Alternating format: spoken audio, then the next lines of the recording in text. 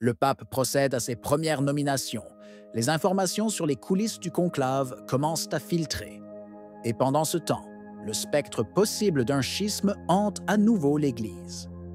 Ce n'est pas seulement une question de noms ou de rôles, il y a quelque chose de plus profond qui bouillonne sous la surface. Restez jusqu'au bout. Derrière le calme apparent se joue un match décisif. Lorsque les cardinaux se sont enfermés dans la chapelle Sixtine pour élire le nouveau successeur de Pierre, le climat était tout sauf serein. Il ne s'agissait pas seulement de choisir un homme. Il s'agissait d'éviter le naufrage. L'Église était, et est toujours, plongée dans une profonde crise spirituelle, doctrinale et pastorale. Les fissures sont visibles à l'œil nu, mais ce que les médias n'ont pas voulu dire, c'est que, dans les coulisses, même les princes de l'Église le savent très bien. Le nom de Robert Prevost, un Augustin américain ayant une longue expérience missionnaire au Pérou, n'est apparu qu'après que toutes les autres options se soient épuisées. Des cardinaux comme Parolin et Tagle, très proches du programme bergolien, se sont affrontés, incapables de s'unir sur un seul front. En revanche, les cardinaux les plus solides doctrinalement, Burke, Sarah, Erdo, n'étaient pas en nombre suffisant, malgré l'intérêt initial. Leur candidat, le Hongrois Erdo, n'a pas réussi à atteindre le seuil nécessaire, trop clivant pour un collège effrayé par le risque d'explosion. C'est dans ce vide de pouvoir que le nom de Prévost a été évoqué. Selon des sources fiables, il n'a pas été choisi par les conservateurs, comme certains ont voulu nous le faire croire au petit matin. Il n'y a jamais eu de pacte traditionnaliste. En effet, un soutien décisif est venu de milieux notoirement progressistes, comme le cardinal Cupich, États-Unis, et de délégations asiatiques et africaines. Ces derniers, considérés par beaucoup comme l'espoir de l'Église, se sont en revanche montrés plus enclins à une logique de compromis, peut-être aussi en raison d'intérêts géopolitiques. Le fait le plus évident, cependant, est unique. Léon XIV n'a pas été élu pour changer la doctrine, ni pour restaurer la tradition, mais pour maintenir l'ensemble. Un pape Cole, placé là pour empêcher l'édifice tout entier d'exploser. C'est le véritable mandat reçu. Le cardinal Giovanni Battista Re l'a dit clairement aussi lors de la messe Pro Eligendo Romano Pontifice. Unité, paix, fin des conflits internes.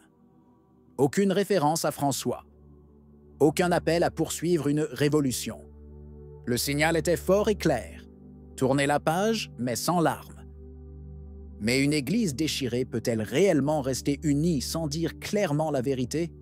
Sans un mot clair sur ce qu'est la doctrine et ce qu'est l'hérésie? C'est la question qui plane et qui fait de ce pontificat un jeu qui reste à jouer. Et puis la question allemande. Depuis des années, on parle du chemin synodal allemand comme d'un chemin dangereux, mais néanmoins interne à la communion ecclésiale. Il n'y a désormais plus de place pour les mots. Le schisme allemand n'est pas une menace. C'est une réalité qui se déroule en temps réel, sous les yeux d'un épiscopat mondial, trop timide pour l'appeler par son nom. Les déclarations publiques de l'évêque Georg Betzing, président de la conférence épiscopale allemande, ne laissent aucune place au doute. Il a clairement déclaré qu'il souhaitait l'ordination des femmes avec applaudissements et approbation, non pas lors d'un rassemblement de l'Église catholique, mais lors du congrès de l'Église protestante en Allemagne. Un lieu symboliquement dévastateur, un lieu où l'on ne parlait plus de communion entre chrétiens, mais de convergence doctrinale sur rien. Betzing n'est pas un cas isolé. L'ensemble des dirigeants allemands vont dans la même direction, déclarer l'Église catholique coupable d'erreurs doctrinales séculaires, de la morale sexuelle au sacerdoce masculin, et proposer un changement pastoral, qui est en réalité un renversement de dogme. Soudain, le ton est tombé. Fini les déclarations grandiloquentes, mais des réponses prudentes, ambiguës, parfois insaisissables. Betzing n'a rien nié, mais a commencé à parler de processus, de discernement, de écoute culturelle. Un lexique qui sent la tactique. Pas de recul, mais un net ralentissement. Il n'existe aucune preuve ni confirmation officielle, mais une question se répand parmi les analystes et les sources curiales. Un appel téléphonique est-il venu de Rome? Un rappel, formel ou informel, pour rappeler que certaines positions dépassent le seuil de la communion ecclésiale. On ne peut pas l'affirmer avec certitude, mais le timing est suspect. Après l'élection de Léon XIV, connu pour son style sobre et son profil de canoniste, la prudence allemande s'impose soudain. Peut-être juste pour gagner du temps, peut-être parce que la nouvelle direction de l'Église, sans proclamation, montre clairement qu'elle ne veut pas être entraînée dans une guerre idéologique. Quoi qu'il en soit, l'arrogance progressiste a subi un revers. Ce n'est pas grand-chose. Mais à ce moment de l'histoire, toute hésitation de la part des partisans d'un changement forcé constitue une faille dans leur confiance, et cela pourrait devenir une brèche. Parce que l'élire n'était pas suffisant, il leur faut maintenant façonner son image. Dès que le nom de Léon XIV fut annoncé, les principaux représentants de l'aile progressiste se lancèrent dans une course effrénée pour dicter l'interprétation de son pontificat, avant même qu'il n'ait réellement commencé. Des cardinaux comme Cupich et Hollerich, soutenus par des médias ouvertement idéologiques, ont déclaré sans hésitation que le nouveau pape poursuivra l'œuvre de François. Certains ont même parlé de l'achèvement de son programme. Synodalité, inclusion, révision pastorale des questions morales. Tout cela est tenu pour acquis, comme si Léon XIV était une extension directe du pontificat précédent. Mais les choses ne collent pas.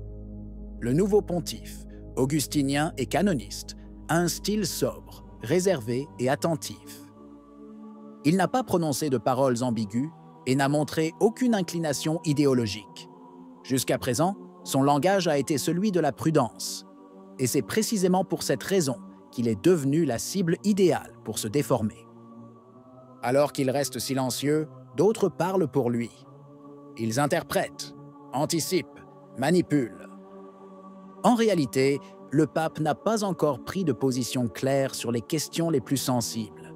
Mais ce silence même a ouvert la porte à une guerre des récits, où le but n'est pas de savoir ce qu'il pense réellement, mais de lui imposer une identité publique utile à certains intérêts. Léon XIV fait ses premiers pas discrètement, mais avec une attention chirurgicale. Ses premiers choix ne crient pas à la Révolution, mais ils en disent long à ceux qui savent lire entre les lignes. Pietro Parolin a été confirmé comme secrétaire d'État, signe d'une volonté de continuité administrative, utile pour éviter les chocs dans un moment déjà plein de tensions. Mais le mouvement le plus significatif concerne le front synodal.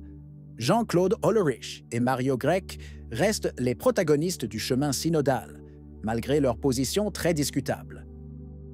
Le premier, en particulier, est connu pour ses interprétations très personnelles de l'enseignement moral de l'Église. Cependant, Léon XIV ne le promeut pas, il le garde visible et sous observation. Mais il ne sert à rien de tirer des conclusions hâtives. Il faut faire preuve de discernement. Et surtout, prier. Prier pour que le pape ait la grâce de voir clairement, d'agir avec force et de parler avec vérité. Qu'en penses-tu? Si vous avez aimé la vidéo, commentez « Amen ». Que Dieu te bénisse.